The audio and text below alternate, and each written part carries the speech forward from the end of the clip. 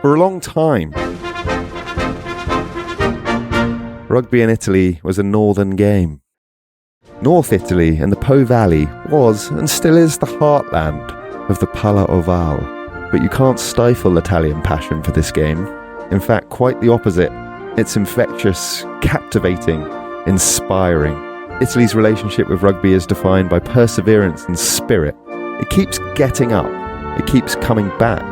It keeps fighting. And there have been false dawns, and there have been a lot of downs. Boy, have there been a lot of downs. And by the thickness of an upright, France have got themselves a draw. But the Italians are still here, and they're moving beyond the stereotypes and shedding the wooden spoon reputation. They're no longer the punchline of the joke. The Romans on the rampage!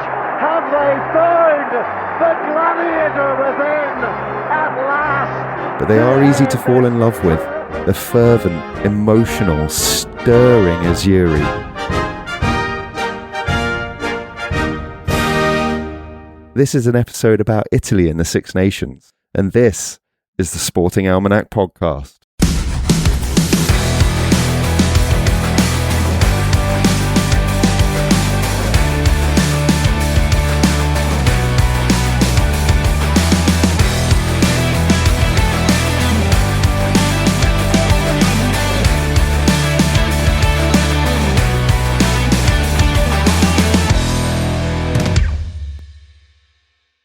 For so long, the Whipping Boys. From your intro, I'm going to say I love Palla Ovale, the name. I think that is a brilliant name for like the traditional name for the sport. The oval ball game. It's fantastic. I love it. They're just Italian, aren't they? Yeah. Even when they're rubbish, they're hard to hate. They are. I mean, the anthem is wonderful. The passion is always there. I mean, it's almost stereotypical to say Italy is a nation of passionate people, but it is, and it's reflected in rugby as much as anywhere else, and they are hard to hate. I always love an Italian victory. Every single Italian victory in the Six Nations I've enjoyed, mostly because none of them have come against England yet. Although, you never know. You never know. They had that game, didn't they, where we mentioned it before, where they just caused chaos and nearly did something. England have had a few close scares against them, particularly in Italy. They have. There have been times where Italy have been up or close at half time, but England do just tend to pull away. Yeah. In the second half, obviously, much stronger strength in depth with England, so the bench is usually stronger and finishing is usually better than opening. But yeah, I mean, they are not, as you correctly say, the Whipping Boys anymore. And that is a testament to how introducing smaller nations, tier 2 nation, you can arguably say for Italy in the first place, into a tier 1 tournament makes a difference. They're very good now. Yeah, for sure. They are very good now. I would say Italy away is a hard game now. It's slipped the radar that they beat Australia. I think we might have mentioned that before. Yeah. They are no mugs. I just think they've done two things very well. They have obviously they've developed the game domestically, and they've got two very good sides, very good sides. They've got two strong sides in northern Italy, which obviously produces domestic talent, but they've also embraced their players going abroad, particularly playing in France. A couple of them playing in England. There's a very, very talented winger, Eduardo Todaro, who's actually out with a knee injury at the moment, who plays for Northampton Saints, who's like 18 or something mental. They've got that Capuzzo guy, plays for Toulouse. Yeah. They've got some people playing at some really big clubs around Europe now, and that exposure on a consistent basis to high-quality club rugby is paying dividends. It is, yeah. And Italian rugby is in a challenging position in the sense that it is competing against so many sports in Italy. I mean, Italy is very similar to England in that they want to play everything. Yeah, volleyball, of course. Obviously, football goes without saying. Winter sports, as we're seeing now. Winter sports, yeah. I mean, it helps with the home nation, but they are flying. It does, but still. Yeah. No, I agree. They're even in the T20 World Cup. They are. Yeah, fantastic. In fact, they You'll won love to see it. at the T20 World Cup. They did. No, that's right. Their social media game's very good as well. Would recommend. No, you're spot on, mate. It's a country that has a rich sporting history and a diverse appetite for sports. So it's not a given that you're going to get dedication, funding, interest, support, talent. No, it's been hard earned. Yeah, very much so. But I think that's made their wins over the years all the more beautiful. I would agree, yeah. I don't know, like they just... It's like you become an Italian fan for the day or for the 80 minutes. I think it starts at the anthem. It's enough to get anyone fired up. It is, for sure. I think also, I mean, like, maybe me and you, maybe I'm just seeing this through the prism of our outlook on sport, but there's such heavy underdogs for such a long time that it's, and they play pretty exciting rugby. They've never tried to win through, ruthless efficiency or being dull. They've always been relatively for sure. innovative or attacking. And I think that just makes you want them to do well more. I think so. I think they're just entertaining. I mean, one way or another, no matter which way the scoreline's going, no matter whether they're having a good day or a bad day, they always entertain. Yeah, that's true. And despite this huge build-up, you could be forgiven for not realising that Italy won their first ever game. Yeah, 1-1. In the Six Nations. Yeah. 100% win rate after round one of the 2000 edition. Against the reigning champions as well at the time. Against the reigning champs. Everyone was like, why do we let this lot in? Yeah, 5th of February of the year 2000. The Stadio Flaminio in Rome is the scene. On debut, unfancied, underestimated. Yeah. It's good position to be in. No one saw it coming. As Micah Richards once did, they burst onto the scene. Yeah, they did. Yeah, I mean, like, mate, the story is simple. Leading 12-10 at the half, an inspired Azzurri went on to dominate and secure their first ever win in the tournament. Yeah, 34-20. It was a good game. It was a bit of a humdinger, a bit of a back and forth, but Italy were never really in trouble, and I think that's the thing that shocked people. Yeah, I think it possibly set expectations a little bit too high because it took them quite a long time to win again, but it's memorable. It's brilliant start. Mate, you've massively downplayed that. It took them 3 years to win another game. As I said, every Italy win is special. It still feels special. Like they don't win infrequently. They've won quite a few now, but it's infrequent enough they still feel special. Yeah.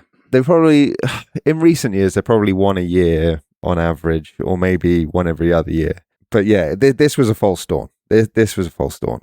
I think their next win would be over Scotland again in 2004, but then they'd have another big wait.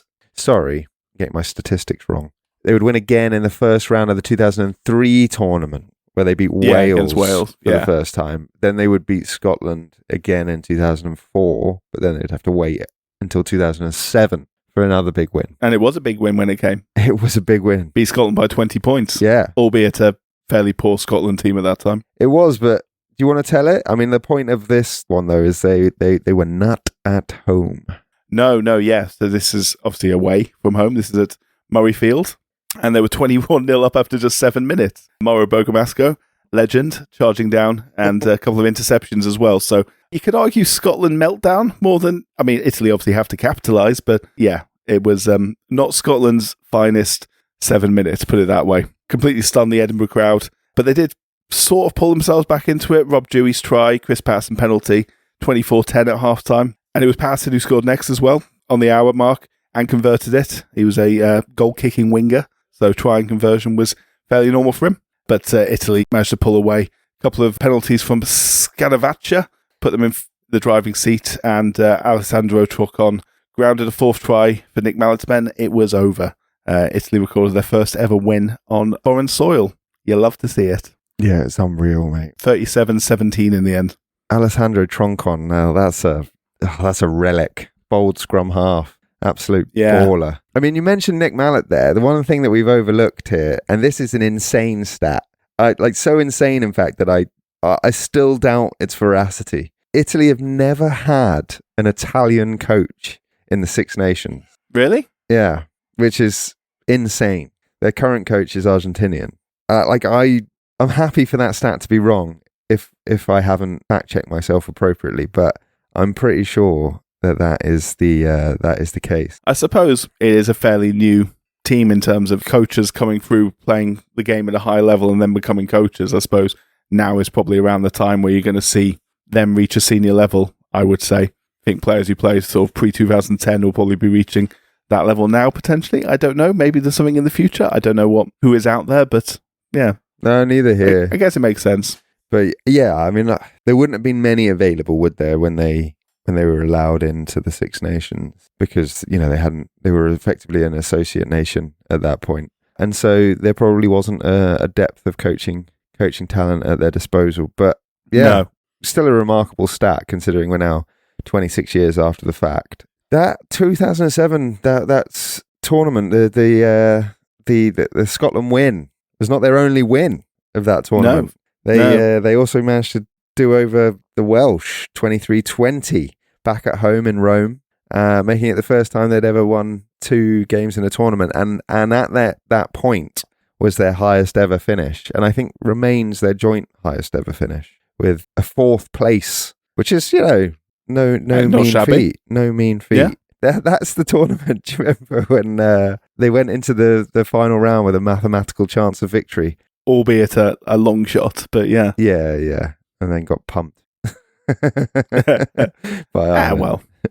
That was their 2007 endeavours. Yeah. I mean, this entire episode is going to be defined by like Italian individual successes, because obviously they haven't ever won the tournament and therefore also haven't ever won a Grand Slam. But I think that doesn't diminish them. I think these stories they are good, and they're the highlights of Italian rugby in the Six Nations. So we have to pay homage. Yeah, I think when you consider where Italy have come from, when you consider the sort of background to the sport, because they don't have the years and years. I mean, the home nation has been playing since 1883. France have been playing to a high competitive level since the turn of the 20th century. The sport hadn't even got to Italy by the turn of the 20th century. It was obviously the British who took it over there. British communities brought it to Genoa right at the turn of the century. The earliest games, we're talking 1909 that they're playing, and then even worse than that, Mussolini decided he preferred football. So he pushed it to the back, and it had to take a back seat under Mussolini. So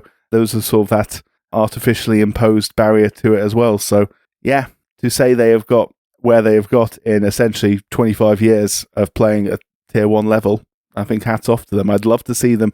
It would be Leicester winning the Premier League levels of wonderful if they could go out and win a Six Nations sometime.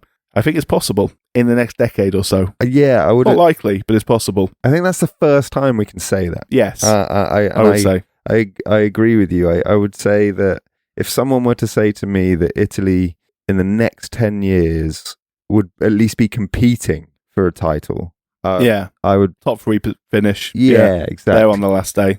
Like where their losses define their tournament more than their win. Yeah, that's a good way of putting it.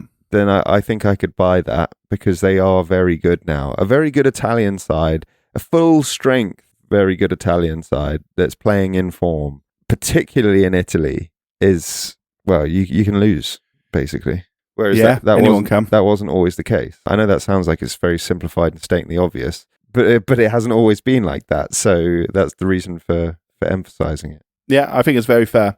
And I look forward to seeing what the next few years bring.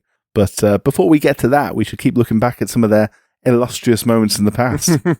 We should. I mean, we've already served up the victories over Scotland. We've mentioned one over Wales. We haven't mentioned any over the French. Yeah, I was going to say the glory moments, the peak of Italian rugby history. And another example of the Italians pulling pants when nobody expected them to, because this French team were good.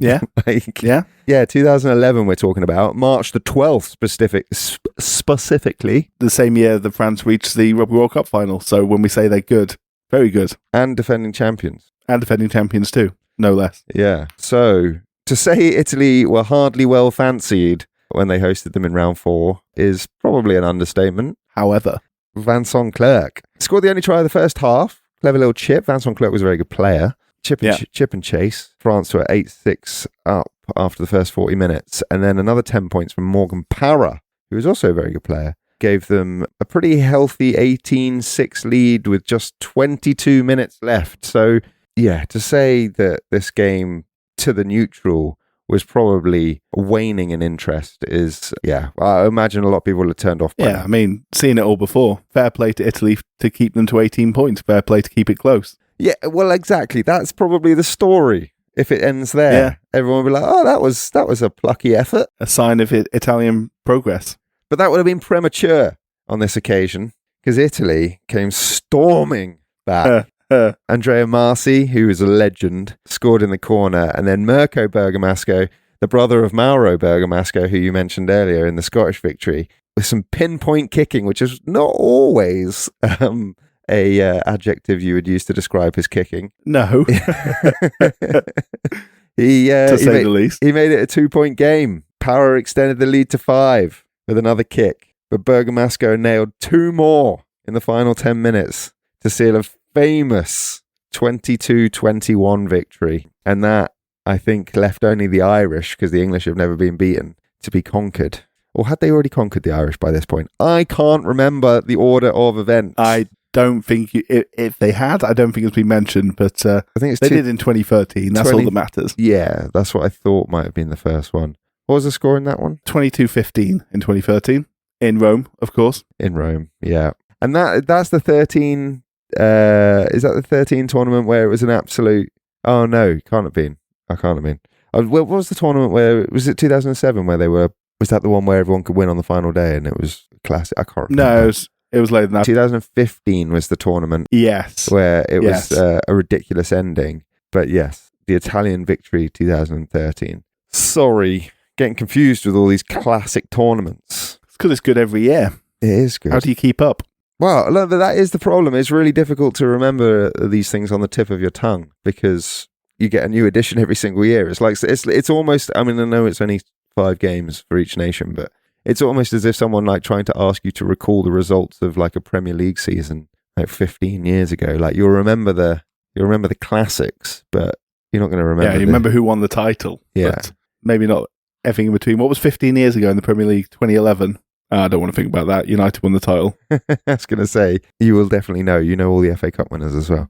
But yeah. like, it's this Italian side, mate. They've been going in one direction and one direction only for a long time. And there's been some significant plateaus, but they haven't gone backwards. No, I think that's fair to say. I think they've always built upwards and upwards. And I think to a certain extent, generally speaking, they are still finishing towards the bottom, but I don't think that's because they're not improving at the same rate as everyone else. If anything, everyone's improving because rugby, the level of professionalism and the level of overall ability is going up and up and up. It has done in our lifetime. We've noticed it. They are having to improve and improve at a faster rate to close the gap, and I think they are. And it is wholly to their credit that they are now a genuinely competitive team in this tournament. Yeah, I agree. I think that they are improving faster than everybody else because the gap is narrowing. Yeah. I mean, let's use this year as an example. Like, they were obviously beating the Scottish in a diabolical conditions, but raced into a lead and then held it, got the job done, and then they went to Ireland, and normally that's 30 points historically. Yeah. And they lost by a score and could have easily won it. A couple of opportunities. I thought they were going to at one point, yeah. Yeah, exactly. Like, they...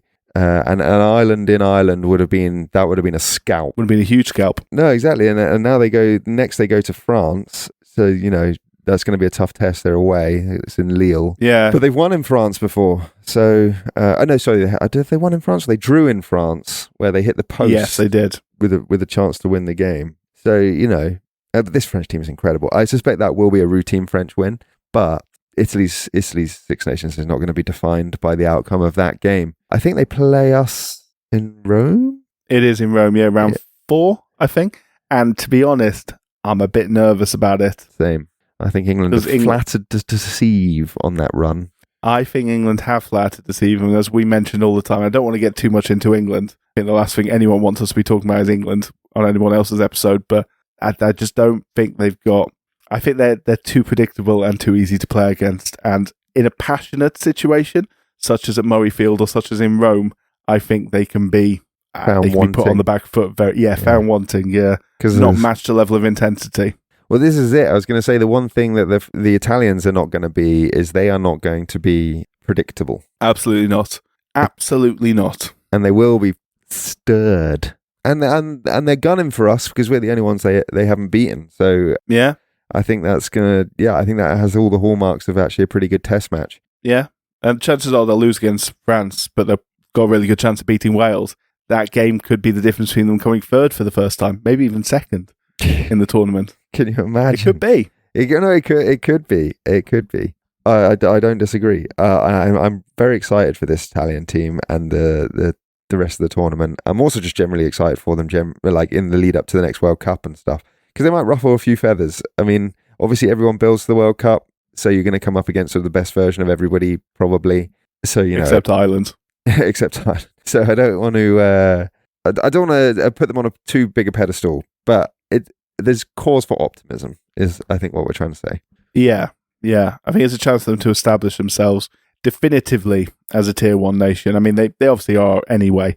Tier 1's broad enough to easily include them, but just to make it clear that we are a step above the likes of Georgia would be an example, or some of the South American teams like Uruguay. Or I think they should be expecting cause for optimism. Exactly, they should be expecting to beat everyone that the Tier 2 nations, etc.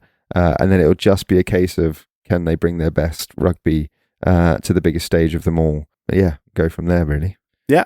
There's one other victory that's worth mentioning just because of when it came and what it's led to, given everything that we've been talking about. Yeah, a changing of the guard, perhaps. Yes, I think that's a good way of putting it. Wales. We spoke about them on our last episode. We did. They're not very good. We did our best to speak about them in glowing terms, but in terms of their recent history, it is hard to do. It is hard to do. And maybe this was the point at which there was a handing over there was a relaying of the wooden spoon. That's a good way of putting it. March 19th, the year is 2022. Italy have arrived in Wales. The 2022 tournament for them and the years preceding had been a rather sorry affair. Finished last in 2021, but even by their standards, it had been emphatic. They'd shipped 41 points in every game, scoring only 55 points in total against 239 points, including a 48-7 defeat to Wales in Rome. So to say that when I said there were plateaus, this was one of them. They were going quite neatly through a plateau. Yes, I think that's fair to say. Wales, meanwhile, had finished top. As we said, their last title. They had only narrowly missed out on a Grand Slam in a game for the ages when they lost 32-20 away in Paris to the French. So Italy weren't expecting a great deal, but the guard was a-changing. Paolo Garbisi opened the scoring for the visitors. The long-range penalty with Edoardo Padovani soon doubling the advantage to 6 points with a monster. Yeah, monster penalty. 50 metres. Monster. Owen Watkins' try midway through the first half meant that Wales sort of fighting back, but they trailed at half-time after Italy slotted another 4 penalties, giving them only their second half-time lead in 11 years in the competition. Crazy. That is crazy. Second half, Josh Adams, who is still playing, as we said, and was also part of the successful Welsh teams of years gone by. He was playing very well. And he scored to put Wales back in the lead. Only for Edoardo Padovani to dramatically score again in the final moments of the contest. The result was a 22-21 Italian victory. Yeah, I love to see it. First ever triumph on Welsh soil, ended a run of 16 successive defeats to the reigning Six Nations champions. Italy's first win in 7 years. It's probably one of the biggest shocks in tournament history, this. It is. I mean, obviously, as we mentioned, Wales were the defending champions. They'd won a Grand Slam just 3 years earlier. They were still riding that wave. They hadn't taken their swan dive quite yet. And 2022 Six Nations was very disappointing for Wales, and they've never really recovered from it. Now, I'm not saying Italy, of course. I'm not saying Italy beating them was the cause of Wales' downfall, but these things are cumulative, and it certainly had an impact. Yeah, symptomatic of times to come. Indeed. And the reason we mention that is because Italy since then they've just ridden that wave. 2024, their best results, 2 wins and a draw. Still came 5th, which is really unlucky. Unlucky because of bonus points. But and the fact that everyone battered Wales. Yeah. They came rock bottom. But it ended an 8-year wooden spoon streak. Yeah, it's unfortunate, especially for Italy, because, as you mentioned, bonus points. Scotland actually had 2 wins and 3 defeats. So in a system which was just based on points, Italy would have come ahead of them. They'd have come 4th, which would have been a lot more deserving, you'd have thought, given they'd got a draw. But they only got 1 bonus point, where Scotland got 3, 4 maybe, I think. I think they got a try bonus point as well. Very unfortunate. It is very unfortunate. But rules are rules. I think when you come 5th or 4th, like, who cares? You are just looking at whether you won and who you beat and how you beat them. I know. It would be a huge deal if Italy came 3rd in the Six Nations. So I'm mentioning it this year because they got a chance. They do genuinely have a chance this year. Yeah. Depending on how results fall. They should be eyeing up a Welsh victory, and if they can pull the pants of France or England, which obviously is very, very difficult. England, let's face it, England are home rather than France away. But if they can keep France away tight, say within 10 points or so. Yeah. And because points difference could come down to it, or even better, within 7 points, get a bonus point. Get a losing bonus point, yeah. Or score 4 tries. I mean, yeah. That would be a hell of a game if they do. Could do both. Could lose like 42-35 and score 5 tries and get 2 bonus points. I'll strap in for that game if I can. Yeah, no, I agree. I agree with you.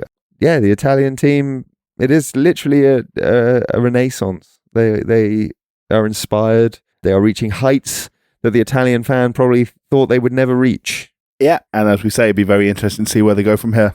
Yeah. Onwards and upwards. They've often, the thing that's really interesting about Italy, just before we sign off the episode, is maybe to pay homage to some of the greats, because like they've often, like, they've produced some real talent, but they've often relied heavily on individuals to do anything. Yeah. And there've been a few occasions where they've had, like, you know, a nice little combination of 5-6 very good players complemented by some hardworking professionals. But they're the greatest Italian to ever pull on the Azzurri blue is Sergio Parise by some distance. Oh, for sure. Like, he's a legend of the sport. He's a titan of the sport. Yeah. And I think we told that in every sense. Crazy stat about his starts in the Six Nations, where he made like an absurd number of starts. Of appearances, but all starts. Yeah. That's it. The record appearances is 69, which is Parise, but they are all starts. Yeah, he had 142 caps for Italy in international rugby in an 18-year career. It's incredible. The number 8. Yeah. Yeah, absolute monster. There we go. But yeah, you mentioned the Bergamasco brothers. I love them. Absolute chaos. Yes. Never knew what you were going to get. Like, just energy deluxe. Also, one of them played flanker and the other one played centre or something, didn't they? And they looked the same. Yeah, and I think they're pretty interchangeable as well. I think, which was the one who played flanker? He used to play in the back line a bit as well. Or scrum half, was it? He used to fill in that sometimes. Crazy. Yeah, they were a bizarre pairing. Martin Castro Giovanni, Marco Bortolami. We already mentioned Alessandro Troncon and Andrea Marci. Marci is the one that, because we said he was a legend, I think he won or was nominated for Player of the Tournament a few times. Nice. Multiple nominations for Marci. I can't see if he won. But yeah, he's a very good player. But nowadays, I mean, they've got a lot of good players. Sebastian Negri, Tommaso Menoncello is incredible, the centre. Yeah. Ange Capuzzo is injured currently, but he's a very good winger. They've got Louis Liner playing for them. Louis Liner, who was eligible for 3 separate countries and chose the country of his birth and his mother's home nation, Italy. Yeah. He was eligible for England and Australia. His father, of course, is Michael Liner, former Australian fly half. Yeah. And his brother plays for the Wallabies as well. Yeah. The legendary fly half as well, Michael Liner, to be fair. Already mentioned Tadaro. I mean, mate. Yeah, great side. I just love them. Just really like them. They're very likeable. It's the anthem, mate, honestly. If you're not an Italy fan, you know, when you turn the TV on 5 minutes before kickoff, you are as soon as that anthem blares out, especially in Rome. Yeah. Second to none. And they're currently captained by Michele Lamaro, who had some very nice words to say about Holly Davidson after she became the first female referee of a Six Nations game, men's Six Nations game in the Italy-Ireland game, which I thought was a real classy thing to do. Yeah, it was cool. Yeah, just to say, it doesn't matter about the result. She was incredible. She refereed the game perfectly. Yeah, she did. And he did that unprompted. Wasn't asked about her performance. Yeah, to be fair, She did very well, and it is a sight to see 6'7", 6'6" men standing next to this relatively small woman, and her having full control over the situation is a wonderful thing to see. As it is with all rugby referees, the respect they get from the players is good to see, and it's very much earned as well. So yeah, that was good. And the thing that's cool about that is, I think rugby fans get a little bit too much credit, but one thing that you can't say rugby missells is the culture of respect for officials. Yeah, a certain amount of that is there is punishments available to the officials, which are genuine punishments. 10-yard marching forward, for example, reversing penalties if anyone backchats. So obviously that incentivizes people to stay, professional, but the layer of respect on top of that is cultural and part of the game, and it is very comparable to a lot of other sports, positively. Most notably, of course, association football. Yeah. Right. Have we said everything we want to say about Italy? Have we done them justice? I hope so. I hope so. Yeah. And I hope they don't prove us right against England. For others to decide. Yeah. And, as much as I think I would enjoy it in the abstract, subjectively, I really don't want us to be right about that England-Italy game. Let's see if Gonzalo Casade's men can take that extra step. Yeah, we'll see. But they're certainly on the right track, no matter what happens. So, be interesting to see where they go. It will. And next episode is going to be on Scotland for their 4th place finish. Yes. They've got some good stories, Scotland. Bloody Scotland. I mean, I know that... yeah, usually about beating England. Yeah, and I know it's going to smart Scottish fans, and it's going to smart to hear this accent talking about your successes. But I promise there won't be any mockery. Just love here. No hate for 30 minutes at least. Nah, I don't know about that. We'll see. Nah, I'm still bitter about the weekend. Still bitter about Saturday evening. We should be used to it by now. We should be used to it by now. We won the Calcutta Cup once in about 7 years, haven't we? Yeah, something like Definitely that. be used to it. And we don't win often in Edinburgh. And I imagine we will talk about that a little bit on the next one. Indeed. Well, lovely speaking to you, as always. Lovely to speak to you too, mate. And see you soon. See you soon. Bye. Bye. Thank you for joining us for our Six Nations series today. We hope you enjoyed what you heard. If you did and want to help out, a like, subscribe, comment or a share would be amazing. But above all, tell a friend and spread the word. Thank you very much. Our theme tune is Oh Yeah by Harmony Productions. You can find us on Insta and Blue Sky at The Sporting Almanac. Or if you've got any ideas for future episodes or any good stories, drop us an email at sportingalmanacpodcast@gmail.com. We'll see you for the next episode. We hope you enjoy the Six Nations until then. And don't forget, sport is nothing without the history that makes it. Goodbye.